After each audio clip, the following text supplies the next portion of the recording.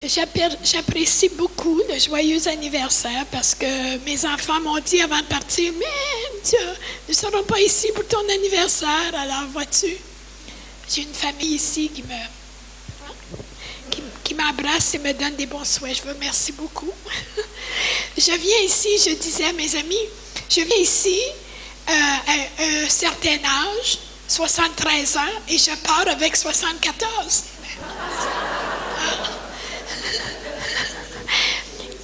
Et le prochain voyage, c'est Ray qui va changer d'âge le temps qu'il va être ici en France aussi, au mois de mai. Tu ne savais pas?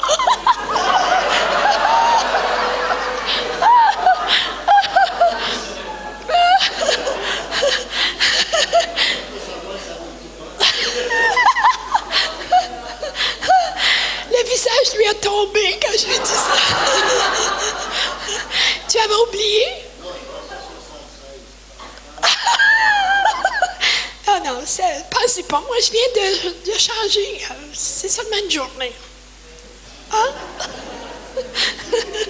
Il faut s'encourager. Mais nous avons Anse qui nous encourage. Elle est en avant de nous. Alors on la regarde, puis on dit, mais c'est un encouragement pour nous de la voir qui est si encore active et au service du Seigneur et en bonne santé, alors c'est un encouragement pour nous. C'est ça qu'il faut regarder. Merci. C'est ça. Nous regardons les autres et puis ça nous encourage de continuer parce que si eux le font encore, ils servent le Seigneur, on peut le faire nous aussi. Alors on peut pas recommencer ce que nous avons fait hier. C'est pas nous qui l'a fait. Quand nous faisons des séminaires pour les couples, c'est toujours Ray qui parle aux hommes et moi je parle pour les femmes. Alors ça, c'est tout mélangé cette fois-ci. C'est moi qui ai parlé aux hommes. C'est différent. J'essayais de lui faire parler, mais il ne voulait pas nous parler.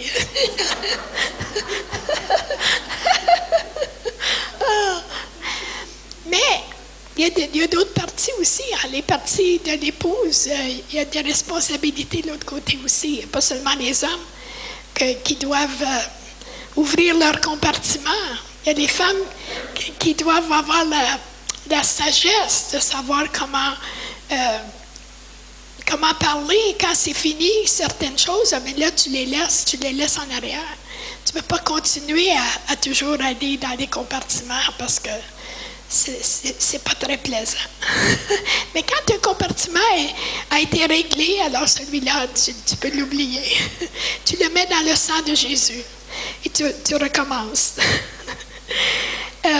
Aussi, une chose pour les femmes, mais je vais lire c'est pas ça que je vais parler ça aujourd'hui, mais je vais commencer avec ça.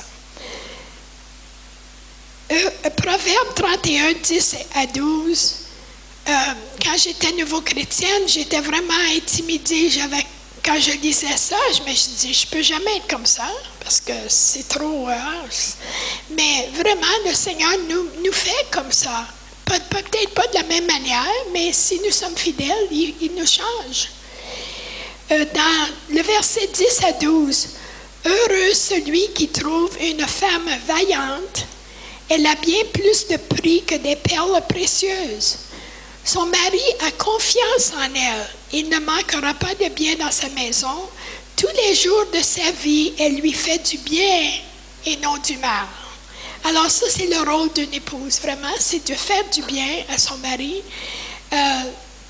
Vaillante, ça veut dire qu'elle fait beaucoup de choses aussi, hein? Et ne pas exposer ses faiblesses, mais de couvrir. Parce que quand on uncover. Uncover? Découvre? Non, c'est pas bien. Mais quand on expose notre mari, on s'expose nous-mêmes. Hein? Alors, c'est pas une bonne chose à faire parce que si je l'expose, je dis à tout le monde tous ses problèmes, je m'expose, moi, je le fais pour moi-même aussi. Alors, une femme de sagesse protège son mari vraiment. Si elle sait des choses de lui, elle ne va pas le dire à tout le monde. Surtout dans des réunions de prière. Hein? Prie pour mon mari, il a ce problème-là, ce problème-là, ce problème-là. Alors le mari, s'il change plus tard, mais les gens le voient encore comme elle a dit. Si elle a dit tous ses problèmes, ils le voient comme ça encore. Alors il n'a pas de chance vraiment de recommencer à neuf. Alors il faut couvrir. C'est une femme sage qui couvre. Proverbe 14:1, une femme pleine de sagesse construit sa maison, mais celle qui est insensée la renverse de ses propres mains. Alors comment on construit notre maison, notre famille, avec des paroles, avec des actions, guidées par le Saint-Esprit, par l'amour de Dieu, pas notre esprit humain. Mais il nous montre, 1 Corinthiens 13:7, en toute occasion, l'amour, ça c'est l'amour, hein? Elle pardonne, elle fait confiance, elle espère et elle persévère. Ça c'est l'amour de Dieu. Et demander la sagesse pour les bons moments, d'essayer de faire ce que j'ai dit hier, d'aller dans les compartiments, demander la sagesse pour les bons moments.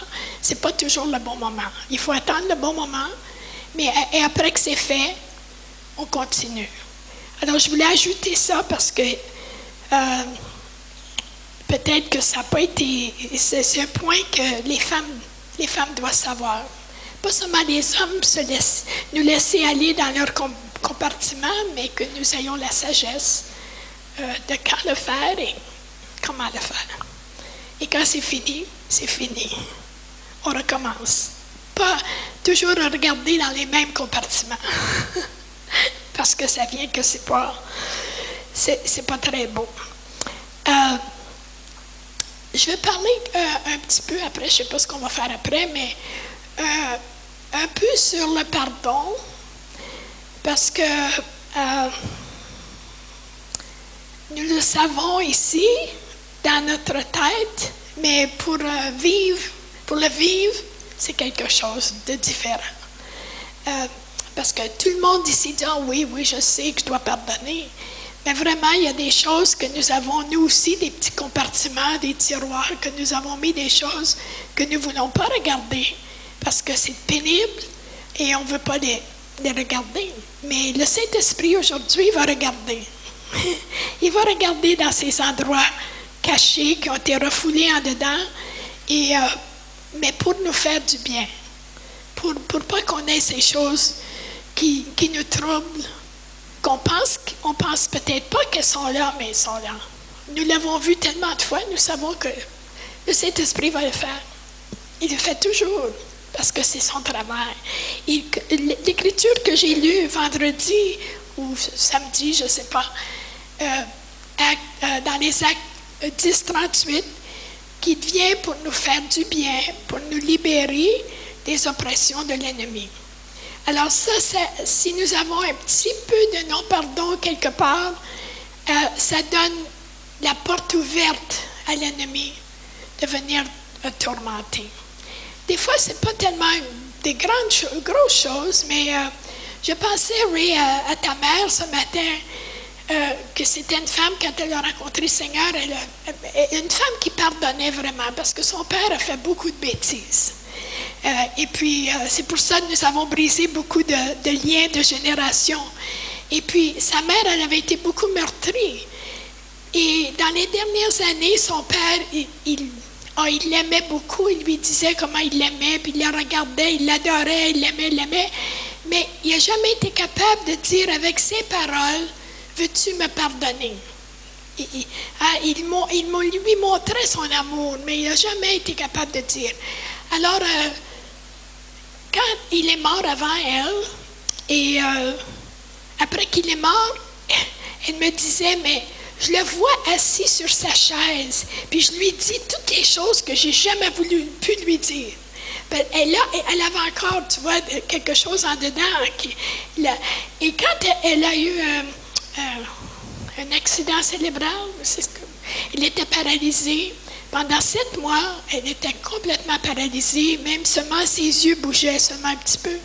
Et puis on se demandait, mais pourquoi, Seigneur, si tu ne l'amènes pas au ciel parce qu'elle est prête et puis elle ne peut plus bouger, elle est prisonnière dans son corps.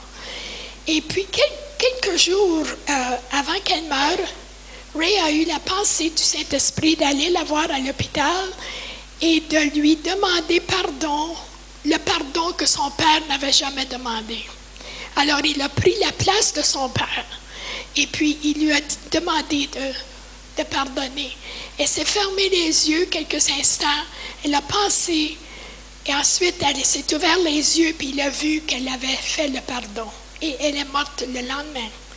Alors ça m'a montré que le Seigneur, il veut pas qu'on aille dans sa présence avec des choses qui ne sont pas réglées dans nos vies, avec du non-pardon, même que c'était pas, peut-être pas, elle avait déjà pardonné, mais il y avait quelque chose qu'elle avait encore qu'elle n'a pas laissé aller.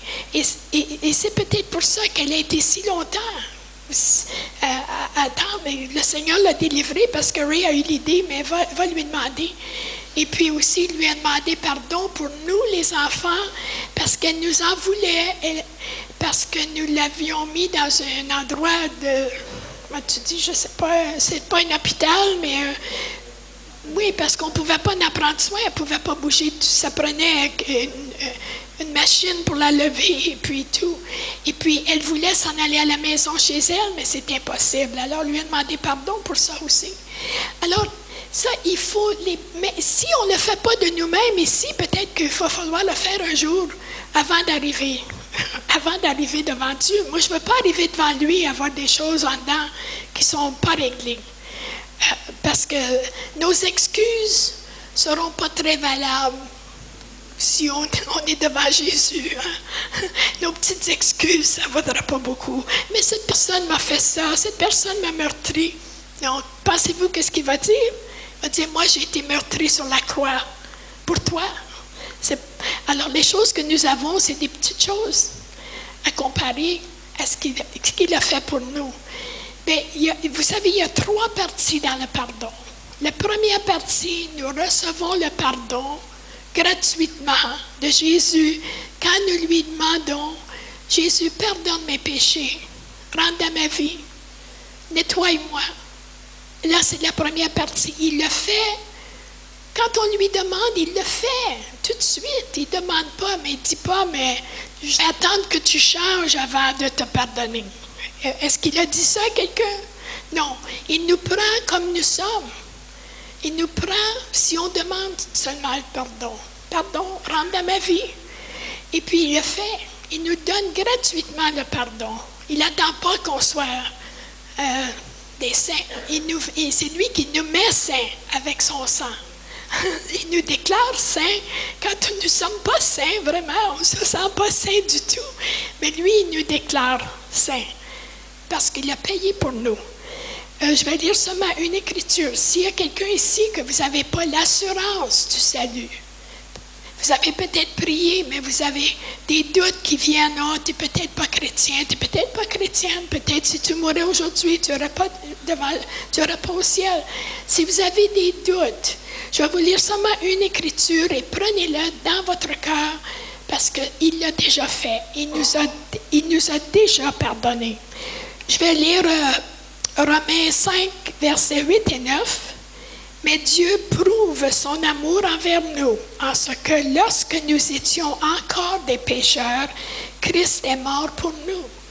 À plus forte raison donc, maintenant que nous sommes justifiés par son sang, serons-nous sauvés par lui de la colère. Il nous a justifiés par son sang. Il nous a rendus justes, que nous n'étions pas justes, mais il nous a rendus justes. Alors, si vous avez un doute, prenez cette écriture, lisez-la jusqu'à temps qu'elle soit vraiment dans votre cœur. Parce que nous sommes sauvés, pas par les œuvres, pas parce que nous sommes bons, mais par le sang de Jésus. Il nous a déclarés non coupables, il nous a déclarés justifiés. Justifiés, c'est comme si nous n'avions jamais péché, parce que c'est son sang qui nous couvre. La deuxième partie, c'est de se pardonner à nous-mêmes. Parce que des fois, nous avons fait des bêtises et nous avons c'est difficile à se pardonner à nous-mêmes parce qu'on dit, mais si je n'avais pas fait ça, si je n'avais pas gâché ma vie ou la vie de ma famille ou n'importe quoi. Mais parce que nous sommes pardonnés, nous devons nous pardonner à nous-mêmes aussi. C'est l'ennemi qui vient pour nous condamner, toujours, et rappeler toujours les vieilles choses. C'est la condamnation. Je vais lire Romains 8, 33 et 34. Qui accusera les élus de Dieu? C'est Dieu qui justifie. Qui les condamnera? Christ est mort, bien plus, il est ressuscité. Il est à la droite de Dieu et il intercède pour nous. Alors, qui nous accusera? Nous accusons nous-mêmes. L'ennemi nous accuse. Il vient, mais tu penses que tu es sauvé, toi, après ce que tu as fait? Puis, c'est lui qui donne des condamnations. Si vous avez un problème avec la condamnation, prenez un verset, même Romains 8, 1, il n'y a maintenant aucune condamnation pour ceux qui sont en Jésus-Christ. Prenez un verset, écrivez-le, mettez-le sur le frigo, et quand les condamnations viennent, prenez l'épée, c'est l'épée de la parole, et donnez un coup à celui qui vous accuse. Dites non, tu n'as pas le droit de m'accuser parce que je suis justifié. Qui m'accusera? Parce que Jésus ne nous accuse pas. Mais si vous avez des voix qui vous condamnent, il faut les lutter. Il faut les lutter, ces voix-là, jusqu'à temps qu'elles vont arrêter de parler. Ce n'est pas très long si vous commencez avec la parole. L'épée, c'est la parole de Dieu. Prenez la parole comme une épée, donnez-lui un coup quand il arrive avec ça. Ah, mais tu vois comment tu as fait encore, tu as encore fait la même chose, et puis il va toujours condamner. Mais il faut le silencer avec la parole de Dieu. Nous avons chacun toutes sortes de problèmes, et puis personne de parfait ici, mais l'ennemi vient pour condamner. Il n'y a aucune condamnation. Et en plus, nous n'avons pas le droit de condamner les uns les autres. Nous n'avons pas le droit, il ne nous donne pas ce droit-là, parce que lui, il ne nous condamne pas. Et ça le déplaît quand nous condamnons nos frères, nos sœurs. Ce n'est pas notre travail de condamner les gens. C'est le travail du Saint-Esprit de montrer aux gens, il nous montre ce qui n'est pas bien, mais il ne le fait jamais avec condamnation. Mais nous n'avons pas le droit de nous condamner l'un à l'autre. Il faut laisser tomber ces choses. La troisième partie du pardon, c'est de pardonner à ceux qui nous ont blessés. Ça, c'est celle la plus difficile parce que c'est pas seulement une fois que nous faisons meurtrir, mais ça vient plusieurs fois. C'est quelque chose qu'il faut apprendre à vivre en amour et en pardon. Parce que plus qu'on le fait vite, on n'attend pas que ces flèches se logent et qu'elles aient du poison qui coule partout. Mais si on le fait tout de suite, ça vient après que c'est nettoyé. Aujourd'hui, on va nettoyer les vieilles choses. Mais après, il faut apprendre que les nouvelles choses qui vont arriver, il faut tout de suite dire non, Seigneur, je les pardonne. Je pardonne tout de suite. Alors, ça ne reste pas en nous comme une flèche qui est pleine de poison, puis qui fait de l'amertume, qui fait des racines. Après des années, il y a toutes sortes de racines qui poussent partout. Hein. Et puis, c'est le problème de beaucoup de nous. Parce que nous sommes des personnes émotionnelles et les flèches arrivent. Les flèches arrivent. Peut-être les personnes ne font pas exprès. Des fois, elles font exprès aussi. Des fois, hein? Mais toutes sortes de choses qui sont arrivées dans notre vie pour nous causer du chagrin, nous causer de la peine, nous causer du rejet. Mais il faut pardonner quand même. C'est la seule manière de vivre en victoire. C'est de pardonner les choses qui nous ont été faites. Puis je vois dans beaucoup de visages qu'il y a des choses que vous avez peut-être essayé, mais vous n'avez pas vraiment pardonné parce que du tourment. Avec le non-pardon, il y a beaucoup de tourments. Je vais dire seulement, je vais essayer de mettre un peu plus court, mais je vais Luc, je vais lire quelques écritures, parce que la parole de Dieu fait son œuvre. Luc 6, versets 37 et 38. Ne jugez point et vous ne serez point jugés. Ne condamnez point et vous ne serez point condamnés. Absolvez et vous serez absous. Donnez et vous sera donné. On versera dans votre sein une bonne mesure, serrée, secouée et qui déborde, car on vous mesurera avec la mesure dont vous vous serez servi. Alors ce verset, c'est bon pour l'argent, on donne des offrandes, on sait que nous allons recevoir, mais c'est aussi pour le pardon et le jugement, la condamnation qu'on donne aux autres. Si on condamne, ça va revenir sur nous. Alors moi, j'aime pas ça que ça revienne sur moi. J'aimais mieux l'envoyer, mais j'aimais pas que ça revienne. Alors j'ai appris à pas l'envoyer pour pas que ça revienne. C'est un peu égoïste, mais c'est la parole de Dieu quand même. Quelqu'un a dit une fois, c'est comme une boule de démolisseur qui envoie la boule, mais elle a une chaîne avec. Et quand elle revient, boum! Alors, je voulais pas qu'elle revienne. J'aimais mieux l'envoyer, critiquer ou faire des choses comme ça, mais quand elle revient, c'est moi qui l'ai. Alors, je veux pas vivre comme ça. 1 Pierre 3, 9. Ne rendez point mal pour mal ou injure pour injure. Bénissez au contraire, car c'est à cela que vous avez été appelés, afin d'hériter la bénédiction. Nous serons bénis. Moi, je veux hériter la bénédiction. Proverbe 24, versets 17, 18 et 29. Ne te réjouis pas de la chute de ton ennemi et que ton cœur ne soit pas dans l'allégresse quand il chancelle, de peur que l'Éternel ne le voie, que cela lui déplaise.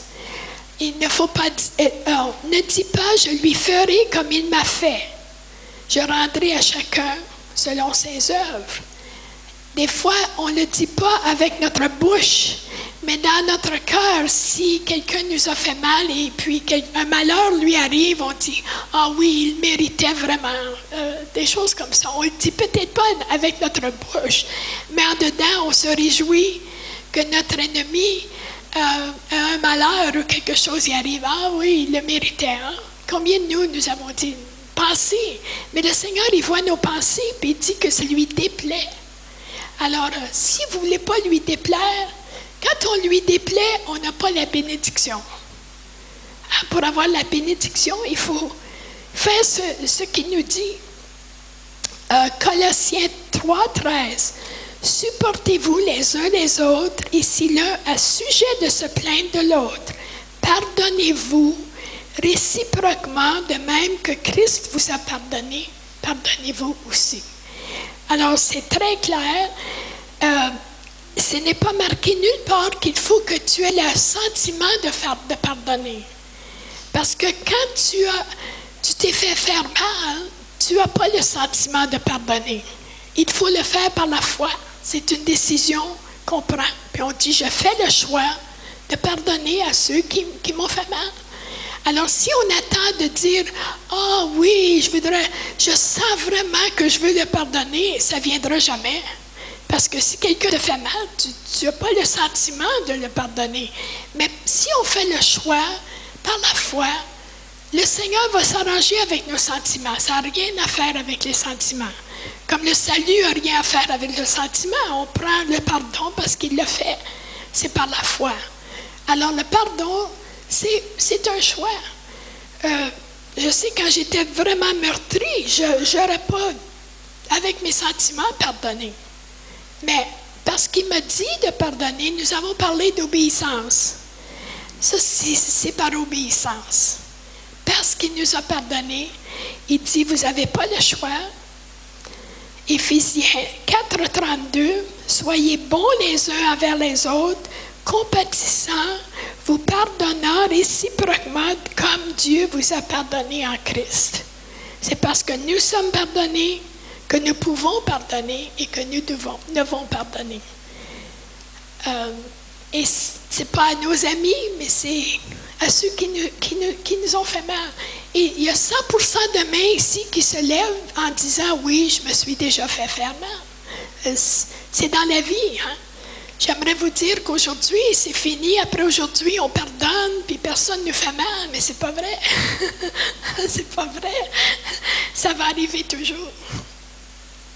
Et plus qu'on s'ouvre le cœur pour aimer, des fois on se fait mal plus, mais nous avons la réponse. Il dit, si quelqu'un te fait mal, tu les pardonnes et je te guéris. Lui, il le fait. Et il y a seulement lui qui peut. C'est un miracle. C'est un miracle, le pardon. C'est un miracle que nous sommes pardonnés.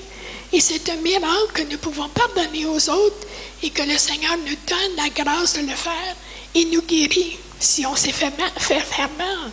C'est vraiment miraculeux. Ça ne se fait pas avec... dans le monde, tu ne peux pas le faire. Ça ne va pas assez loin. Ça ne va pas assez creux. Je vais seulement lire ici une petite histoire parce qu'on se voit vraiment dans ce Matthieu 18. Vous la connaissez tous, mais écoutez avec des nouvelles oreilles. Le verset 21 à 35.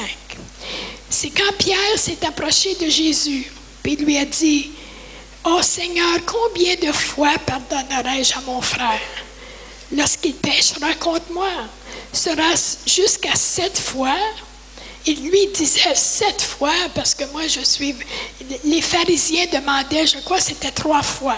Alors lui, il était pour être vraiment un héros de la foi.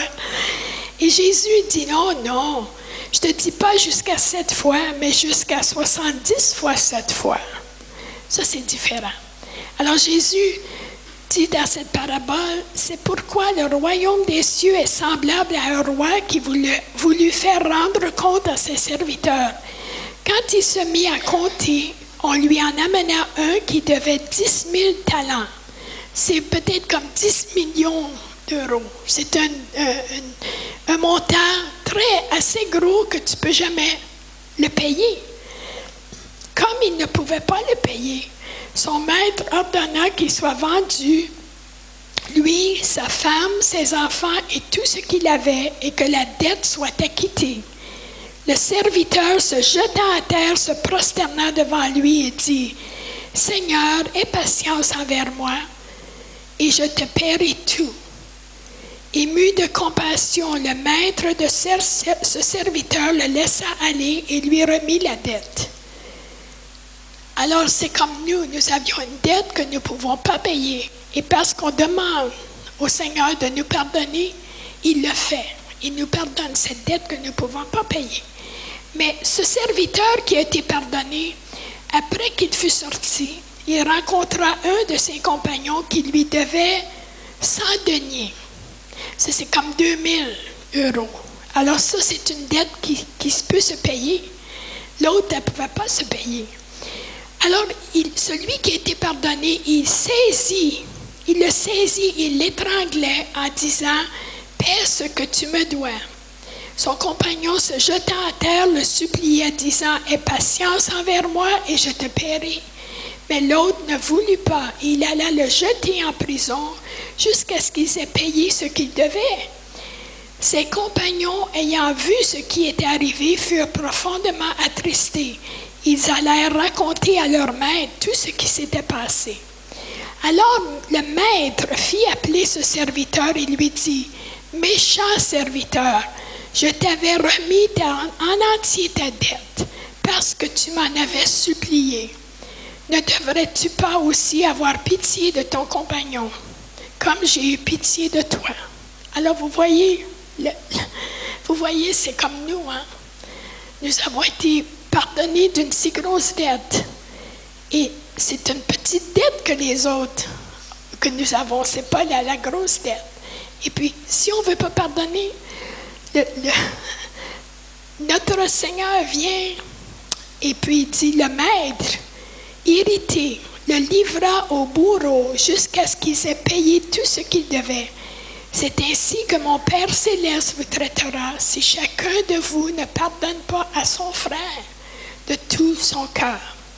Alors les bourreaux, c'est que nous donnons le droit aux bourreaux ou tourmenteur, au diable, de nous tourmenter et le Seigneur ne peut rien faire pour nous tant que nous ne faisons pas le choix, la décision de pardonner.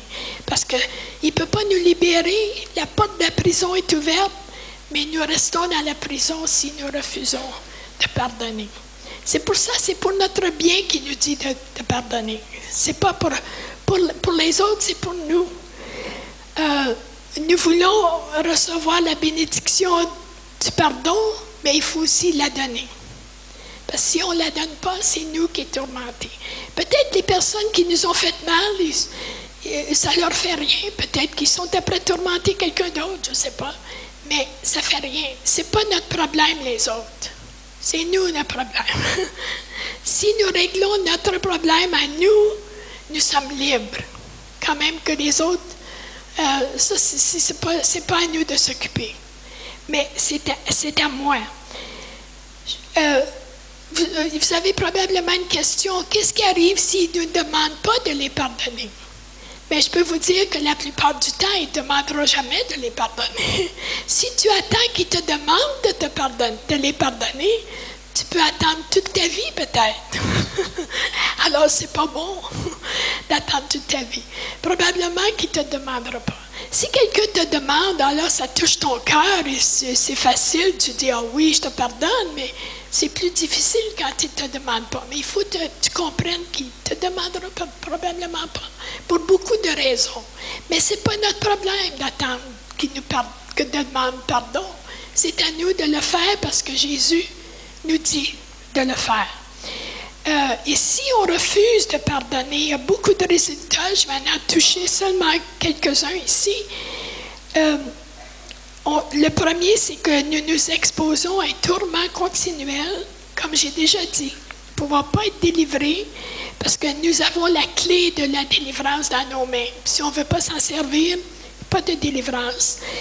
Un autre résultat, c'est que nous payons le prix dans nos émotions et dans notre corps. Nous sommes dévorés, vraiment. Ça commence à des émotions et ça peut être dans le corps, des migraines, la tension, le stress, les ulcères, il y a toutes sortes de résultats. Et un autre résultat ici, c'est Marc 11, 25. La réponse à nos prières est bloquée. Lorsque vous êtes debout, faisant votre prière, si vous avez quelque chose contre quelqu'un, pardonnez, afin que votre Père qui est dans les cieux vous pardonne aussi vos offenses.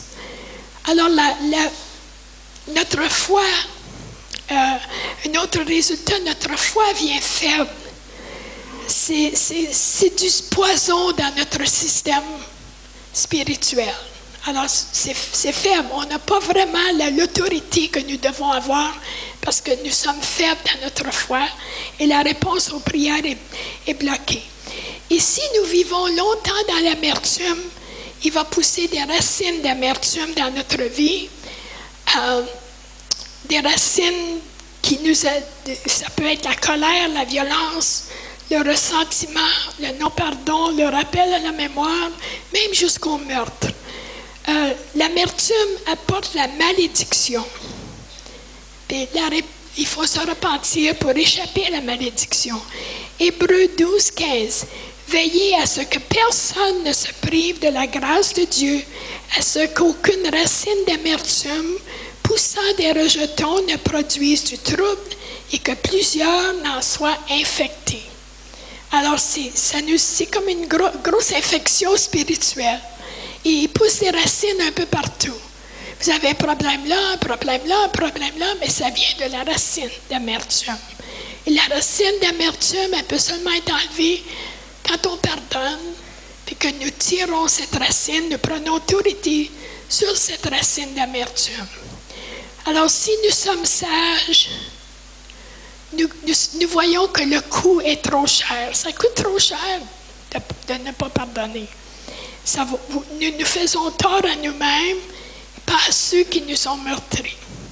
Alors, si nous sommes sages, nous laissons tomber le non-pardon comme un charbon rouge dans notre main. Ça nous brûle. Ah, je le laisse tomber. Parce que ça me brûle moi. pas ceux qui m'ont fait mal, ça me brûle à moi. Alors, et en plus, ben, si je fais mal aux autres aussi, mais c'est vraiment à moi. Et comme j'ai dit, ça fait partie d'une vie normale de se faire meurtrir. Mais ça ne fait pas partie d'une vie chrétienne normale de rester meurtri.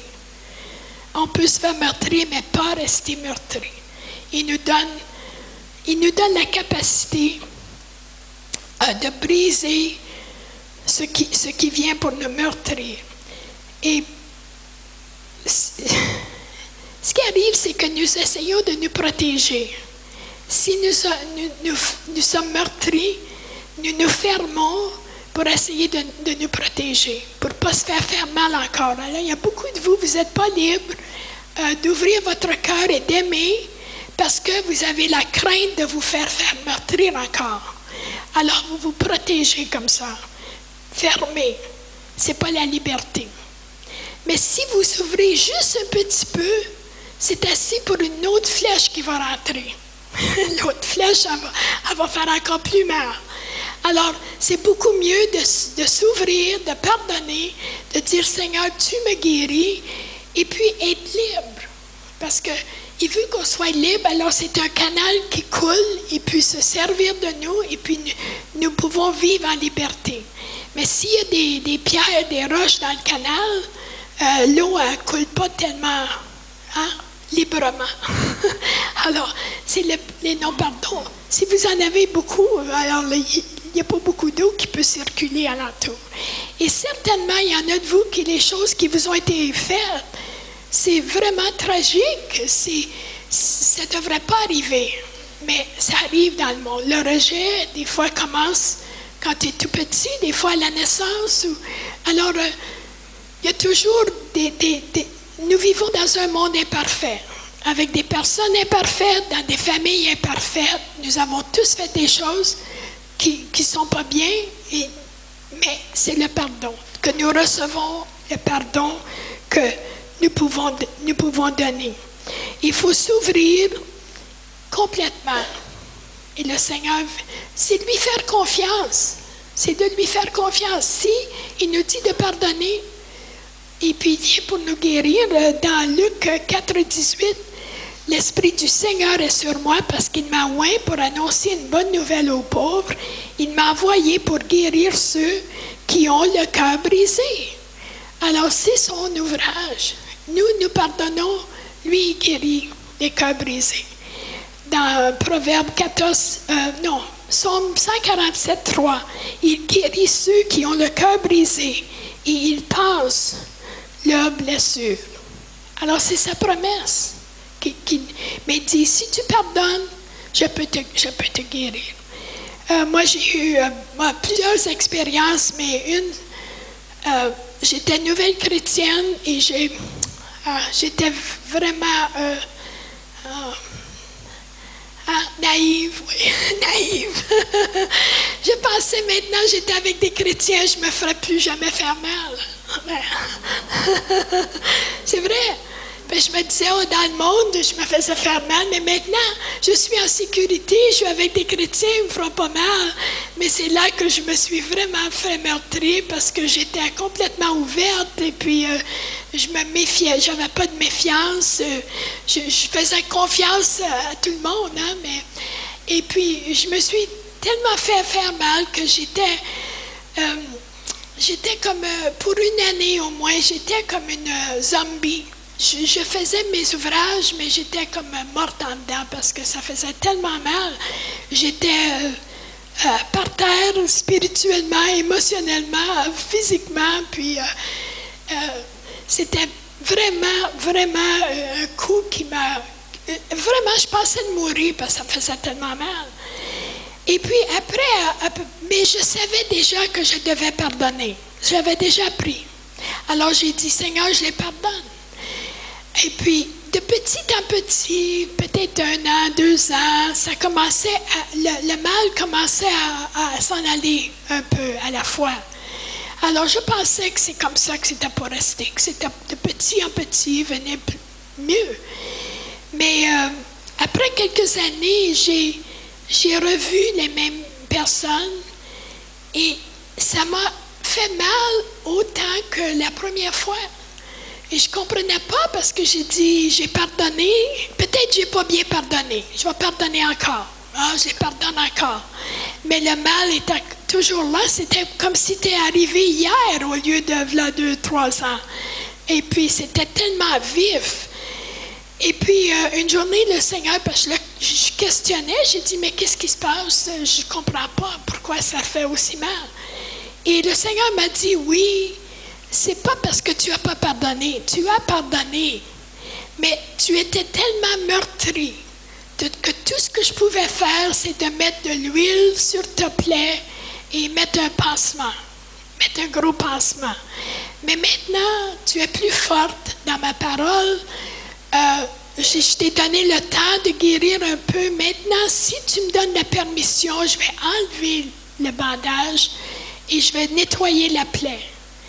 Et alors, il dit, ça va faire mal un peu, mais seulement pour quelques instants. Alors, j'ai dit, OK, fais-le, Seigneur.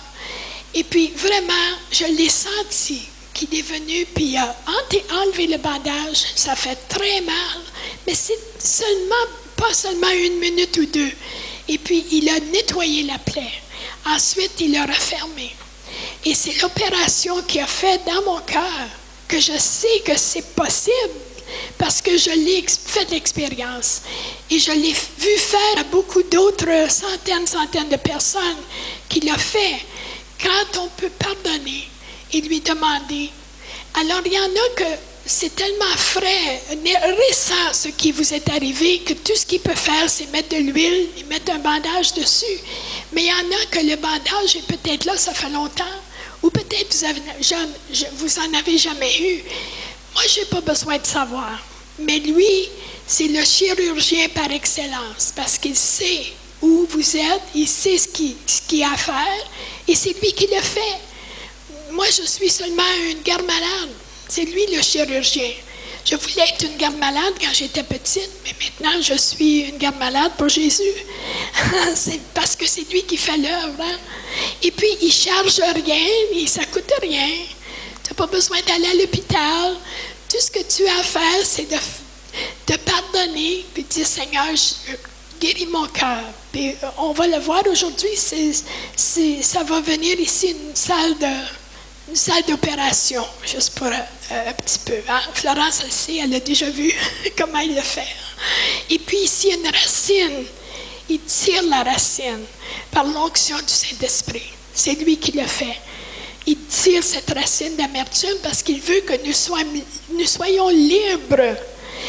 Je vais vous donner seulement une petite prescription pour garder votre guérison, votre délivrance. Parce qu'après, il va y avoir des choses qu'il faut que vous fassiez.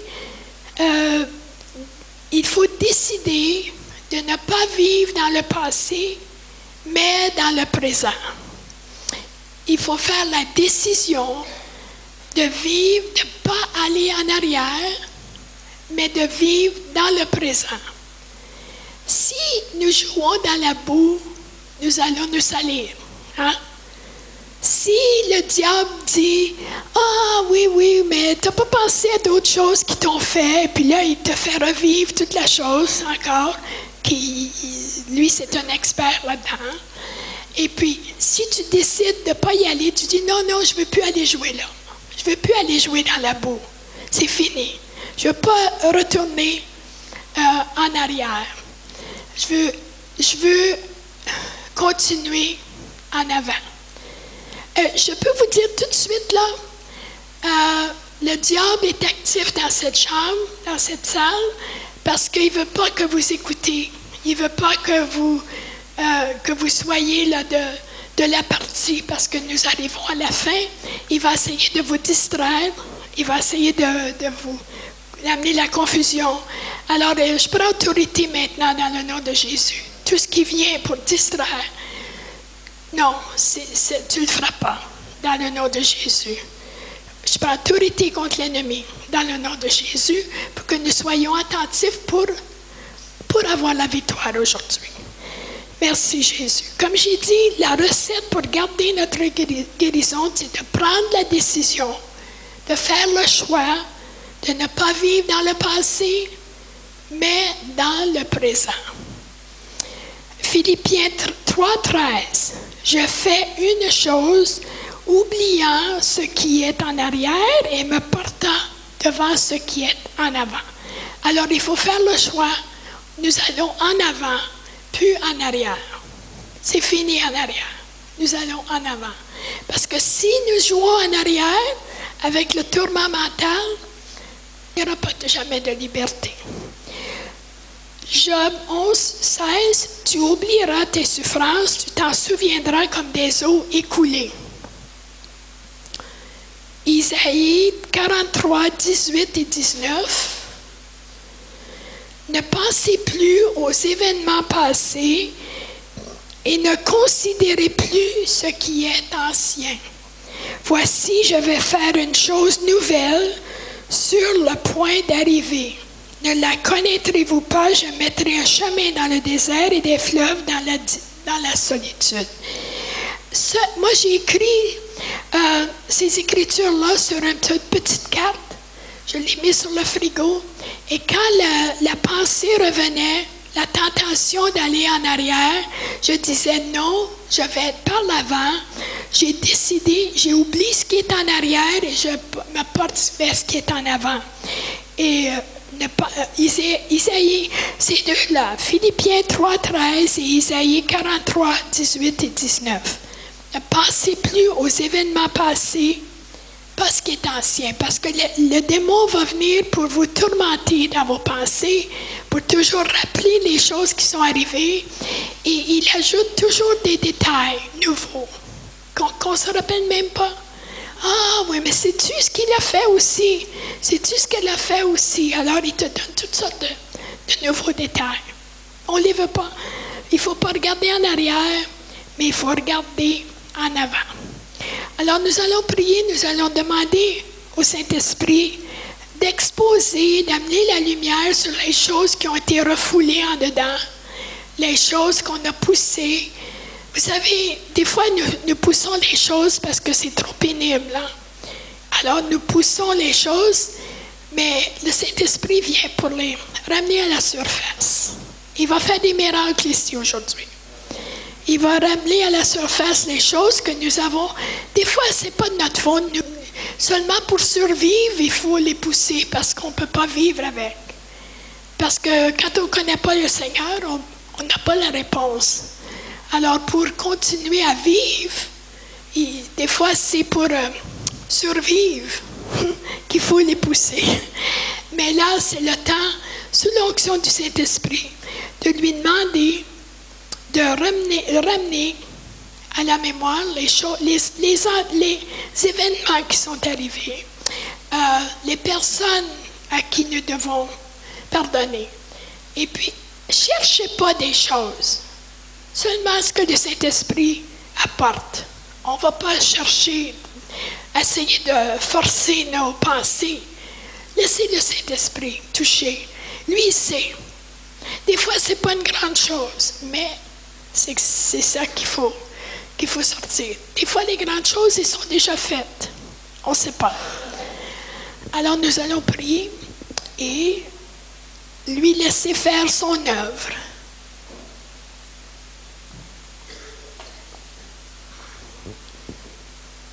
Alors, si vous voulez, vous êtes de la partie, répétez après moi.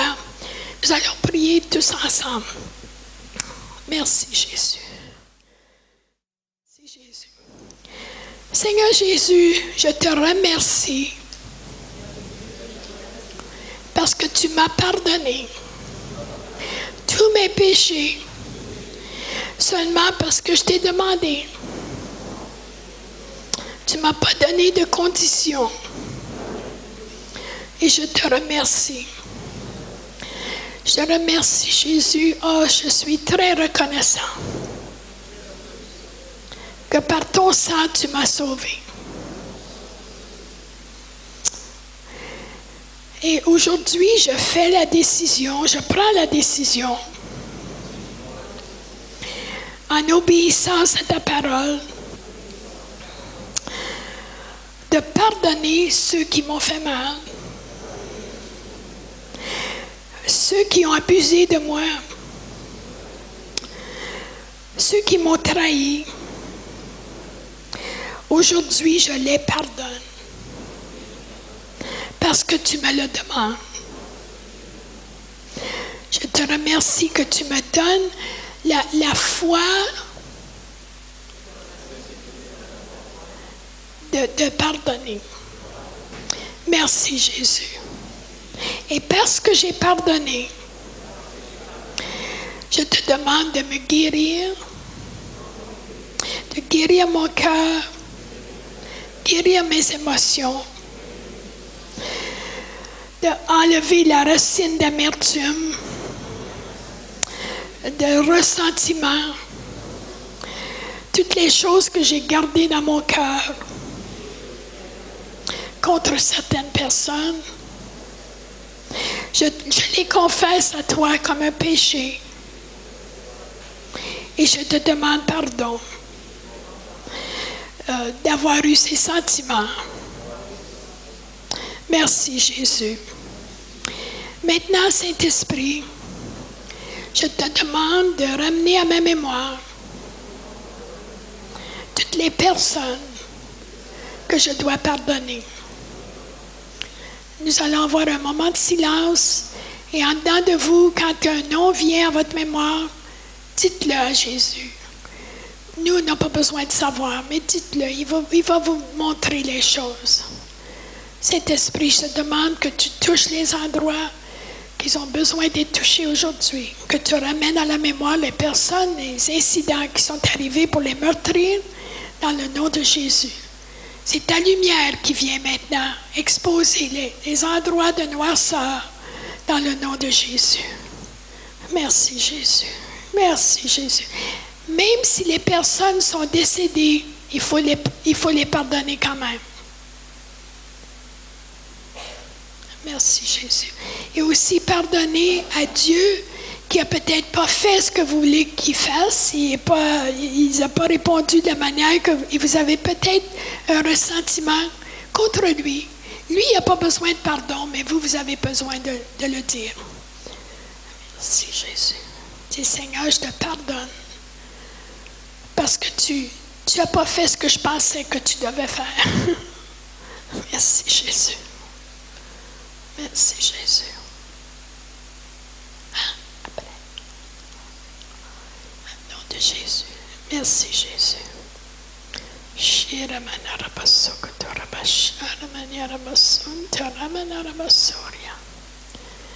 Merci Jésus. Dis-le à chaque personne, dis je pardonne. Si c'est ton père, ta mère, nomme-les les personnes. Merci Jésus. Ça peut être un instituteur, institutrice, ça peut être beaucoup de choses. Merci Jésus.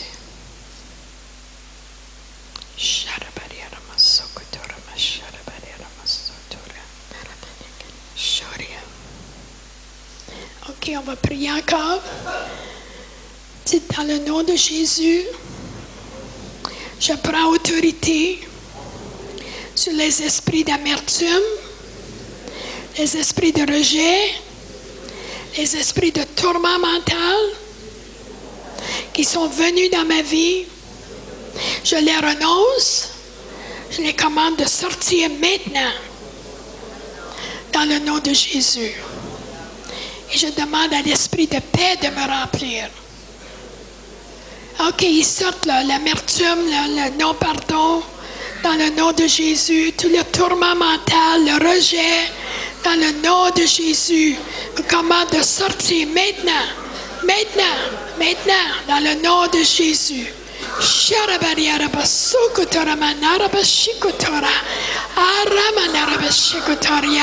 Dans le nom de Jésus.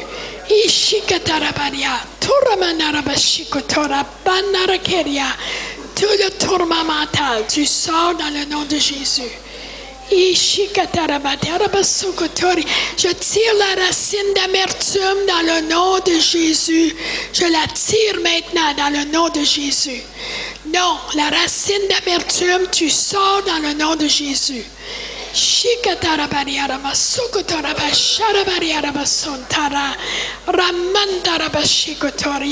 Dans le nom de Jésus, dans le nom de Jésus. L'onction du Saint-Esprit délivre dans le nom de Jésus. L'onction du Saint-Esprit dans le nom de Jésus.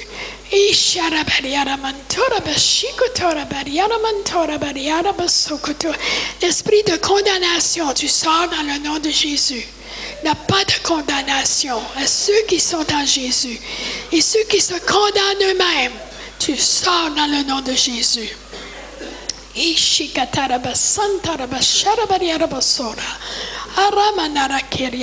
Dans le nom de Jésus. Il faut le renoncer violemment. Les violents s'emparent du royaume. Dans le nom de Jésus.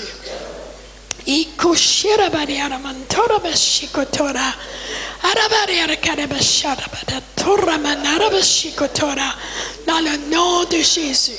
C'est ça. Dans le nom de Jésus.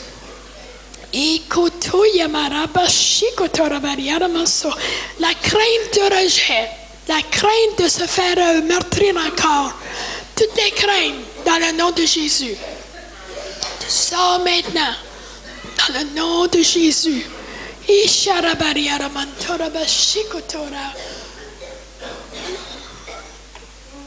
C'est le moment, c'est le moment.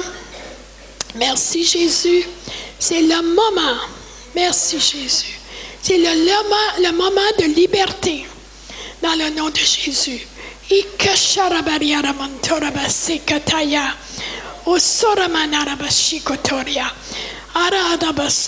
Dans le nom de Jésus. Merci Jésus.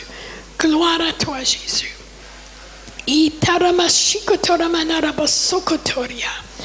Merci Jésus. Alors, priez encore avec moi.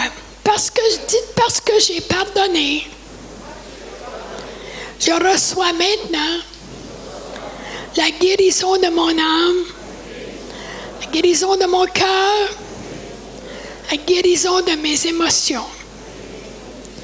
Je te demande, Seigneur Jésus, de faire l'opération dans mon cœur, d'enlever tout ce qui fait mal pour nettoyer la plaie. Si j'ai un pansement, je te donne la permission de l'enlever. Si j'en ai pas, mets-en un. Et je comprends que ça va faire mal quelques instants. Mais je te donne la permission de faire ton opération. C'est comme quand on va à l'hôpital, il faut signer un papier, on donne la permission. Mais là, vous donnez la permission à Jésus d'ouvrir la plaie puis la nettoyer.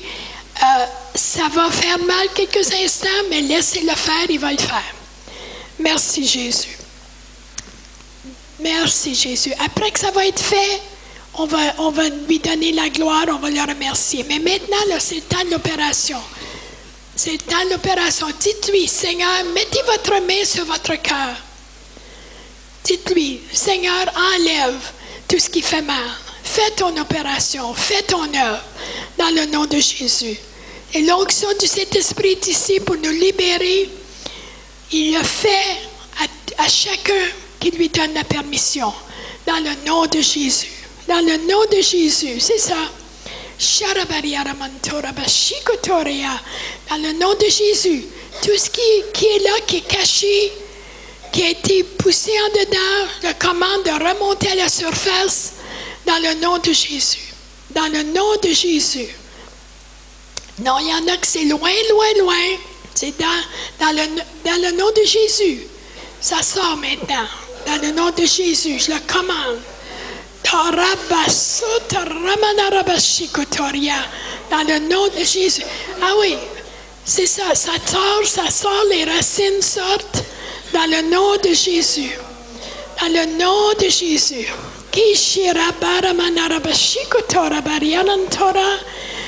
Il y y en a là, que l'opération a commencé. Si elle est commencée, venez ici sur le côté. Il y en a, là, je sais. Les autres, quand vous allez savoir que ça commence, là, vous venez. Dans le nom de Jésus. Merci, Jésus. Alléluia.